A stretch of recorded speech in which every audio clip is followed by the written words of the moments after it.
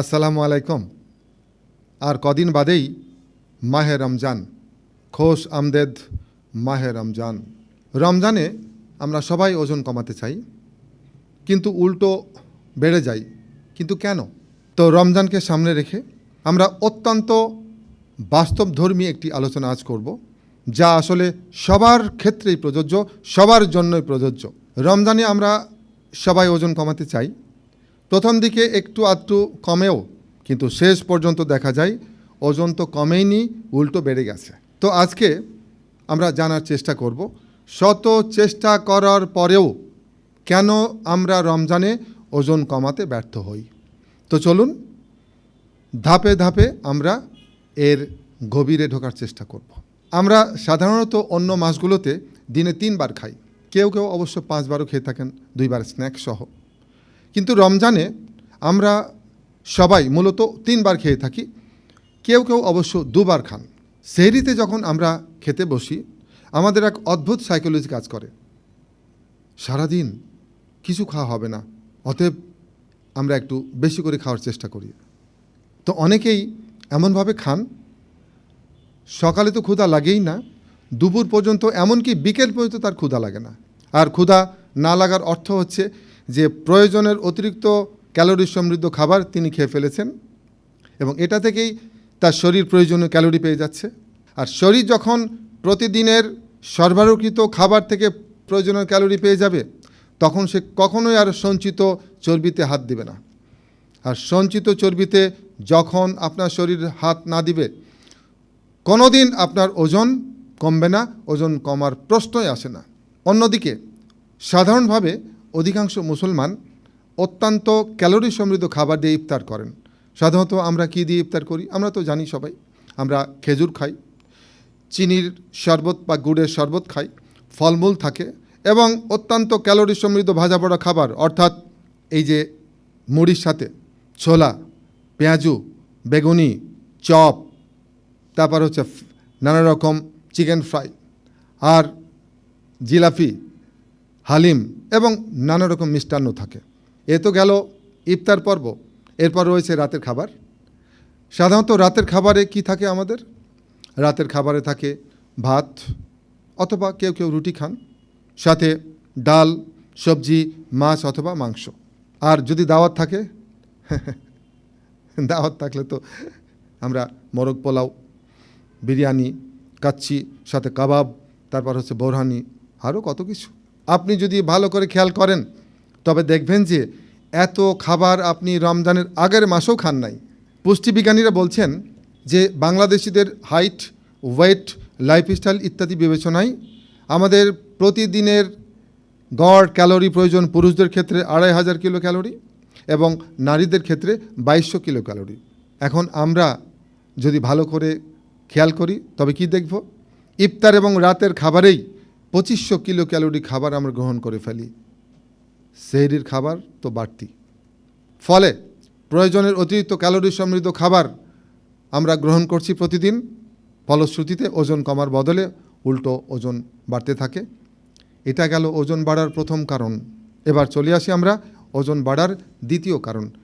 প্রখ্যাত ডায়েট বিশেষজ্ঞ ডক্টর পল রোয়েন, তিনি পরিষ্কার করে বলছেন, ওজন যদি কেউ ঠিক রাখতে চায়, তাহলে তাকে খেতে হবে সকালে রাজার মতো, দুপুরে রাজপুত্রের মতো এবং রাতে ভিখারির মতো।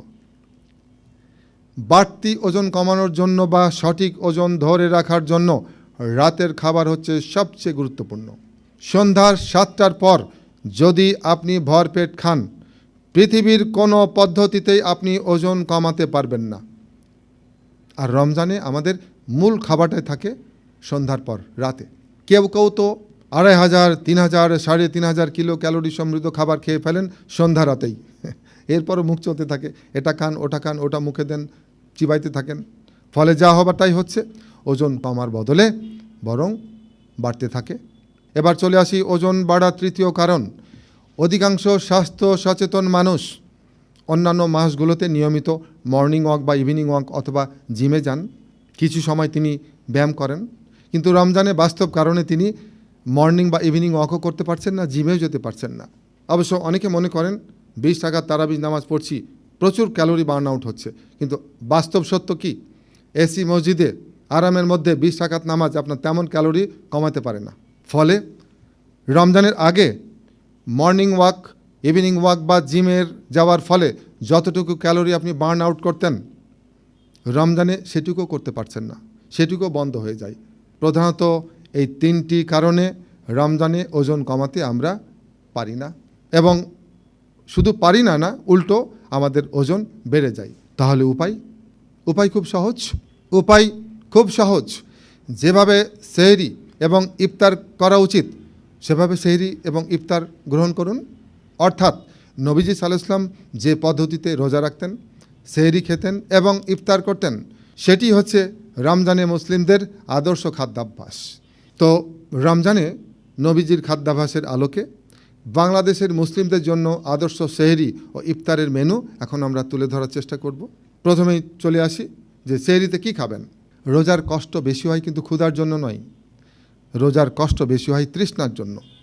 তো সারাদিন যদি আপনি তৃষ্ণার কষ্ট থেকে মুক্তি পেতে চান, তৃষ্ণার অনুভূতি কম পেতে চান, তবে সেহরিতে আমিষ জাতীয় খাবার আপনাকে অ্যাভয়েড করতে হবে। অর্থাৎ মাছ, মাংস, ডিম, দুধ, ডাল, বাদাম এগুলো অ্যাভয়েড করতে হবে। তাহলে আপনি কি খাবেন? Very simple. সেহরিতে সবচেয়ে আদর্শ খাবার হচ্ছে অল্প একটু ভাত নিন, লাল চালের ভাত, সাথে সবজি, ব্যাস। এটা আমাদের সবচেয়ে পরিচিত খাবার। যদি আপনি মনে করেন আপনি 1 থেকে 2টি লাল আটার রুটি সাথে সবজি নিতে পারেন, অথবা আপনি কিছু ওটস আপনি দুধে ভিজিয়ে রেখে কলা দিয়ে খেয়ে নিতে পারেন, অথবা আপনি অল্প লাল চিড়া এটা ভিজিয়ে রাখুন, তারপর এটি টক দই দিয়ে গুড় দিয়ে খেয়ে নিন, অথবা 1টি বা 2টি কলা, 2-3টি খেজুর সহ খেয়ে নিতে পারেন। ব্যাস, যে কোনো একটি মেনু আপনি গ্রহণ করুন সেহরির জন্য। সাথে অবশ্যই আধা চা চামচ কালো জিরা এবং 1 বা 2 কোয়া রসুন চিবিয়ে খেয়ে নিন। আমরা এইটুকু বলতে পারি, আপনি যখন এভাবে খাবেন আপনার ইমিউন সিস্টেম শক্তিশালী হবে এবং আপনার ওজন কমতে শুরু করবে। আর ওজন যাদের অনেক বেশি, অথবা যাদের উচ্চ রক্তচাপ, হৃদরোগ, ডায়াবেটিস আছে, তারা কি করবেন? সেহরিতে কোনো কিছু খাবেন না, শুধু পানি, পেট ভরে পানি পান করবেন। সাম্প্রতিক 2টি গবেষণায় দেখা গেছে সপ্তাহে 3 দিন 24 ঘন্টার ফাস্টিং আপনার ইনসুলিন রেজিস্ট্যান্স রিভার্স করতে সক্ষম। যদি আপনার টাইপ 2 ডায়াবেটিস থাকে, এই টাইপ 2 ডায়াবেটিসের পেছনের মূল কারণ হচ্ছে ইনসুলিন রেজিস্ট্যান্স। আপনি যখন ভোররাতে পানি পান করছেন, তার মানে কি? আপনি 24 ঘন্টা রোজা রাখছেন, এবং এই 24 ঘন্টার পরপর 3 দিনের রোজা আপনার ইনসুলিন রেজিস্ট্যান্স রিভার্স করতে সক্ষম। আর যদি মনে করেন ওরে বাপরে বাপ, ভোররাতে শুধু পানি পান করে থাকবো কি করে, তাহলে আপনি 1 গ্লাস গ্রিন জুস খান, 1 গ্লাস গ্রিন জুস খেতে পারেন। আর যদি আপনি সাথে আরও কিছু রাখতে চান, আপনি চিয়া সিড 2 চা চামচ চিয়া সিড ভিজিয়ে রাখুন 1-1.5 ঘন্টা, তারপর খেয়ে নিন। আমরা এইটুকু বলতে পারি, এতে আপনার ওজন কমতে থাকবে এবং আপনি পুষ্টি পাবেন পুরোপুরি। এখন চলে আসি আমরা ইফতারে কি খাবেন। ইফতারে নবীজি সাল্লাল্লাহু আলাইহি ওয়াসাল্লাম যেভাবে ইফতার করতেন সেভাবে ইফতার করুন। তিনি ইফতারে 3টি খেজুর খেতেন, সাথে পর্যাপ্ত পানি। তো আপনিও 2 থেকে 3টি খেজুর গ্রহণ করুন এবং ভালো করে চিবিয়ে খান। এই ভালো করে যখন আপনি খেজুর চিবিয়ে খাবেন, খেজুরের অন্যতম প্রধান উপাদান হচ্ছে সুক্রোজ। এই সুক্রোজ কিছুক্ষণের মধ্যেই গ্লুকোজ এবং ফ্রুক্টোজে রূপান্তরিত হবে এবং ক্ষুদ্রান্ত থেকে এটি রক্তে প্রবেশ করে আপনার ব্লাড সুগারকে নর্মাল করে ফেলবে, যেটা কমে গিয়েছিল রোজার ফলে আপনি দ্রুত চাঙ্গা হয়ে যাবেন। যেহেতু আপনি খেজুরের মাধ্যমে গ্লুকোজ এবং ফ্রুক্টোজ খাচ্ছেন, বাড়তি কোনো চিনি বা গুড়ের শরবত খাওয়ার কোনো প্রয়োজন নেই। তবে যদি একান্তই মন কিছু খেতে চায়, তাহলে কি করবেন? আপনি চাইলে 1 গ্লাস বেলের শরবত খেতে পারেন। এটি আপনার পেট ঠান্ডা রাখবে, আপনার কোষ্ঠকাঠিন্য দূর করবে এবং আপনি খুব বেটার ফিল করবেন। অথবা 1 গ্লাস এবিসি জুস রাখতে পারেন। আপেল, বিট এবং ক্যারট অল্প অল্প করে নিয়ে জুস বানিয়ে ছেঁকে রাখুন, খেয়ে নিন। অথবা শুধু 1 গ্লাস বিটের জুস খেতে পারেন, অথবা 1 গ্লাস গ্রিন জুস খেতে পারেন। ব্যাস, হয়ে গেল ইফতার পর্ব শেষ। এবার নামাজ পড়ে ফেলুন, মাগরিবের নামাজের পর আপনি রাতের খাবার খেয়ে নিন। কি খাবেন রাতের খাবারে? কি থাকবে আপনার রাতের খাবারে? রাতের খাবারে আপনি রাখুন 1 কাপ লাল চালের ভাত, পর্যাপ্ত সবজি, সালাদ, ভর্তা, 1 টুকরো মাছ অথবা 1 টুকরো মাংস, সাথে একটু ডাল, এর সাথে একটু কাঁচা ছোলা রাখতে পারেন, একটা ডিম রাখতে পারেন, একটু টক দই রাখতে পারেন, একটু ফল রাখতে পারেন, একটু গ্যাপ দিয়ে খেলেন। ব্যাস, হয়ে গেল রাতের খাবার। আর ইফতারে এই খাবারগুলো বর্জন করুন।